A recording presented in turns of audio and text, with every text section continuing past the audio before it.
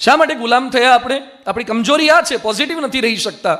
ગાંધીજીમાં positivity કોઈ પણ પરિસ્થિતિમાં, એટલે ગાંધીજીના ફોટા છપાય છે ક્યાં? નોટ પર, ક્લાસ વર્કમાં કે હોમવર્કમાં, કરન્સી પર. સલમાનનો કેમ ન આવ્યો? ચહેરો તો સલમાનનો સારો છે, આમિરનો સારો, ઋત્વિકનો સારો છે, ઇમરાનનો સારો છે, આ બધાના સારા ચહેરા છે, કેમ ના આવ્યા? ગાંધીજીના ચહેરા આવે છે, નોટો પર આવે છે, કરન્સી પર આવે છે. એની પોઝિટિવિટી. કાગડા કૂતરાના મોતે મરીશ પણ સ્વરાજ્ય લીધા વિના પાછો નહીં ફરું. અમદાવાદમાં ઇન્કમ ટેક્સમાં ગાંધીજીનું સ્ટેચ્યુ છે.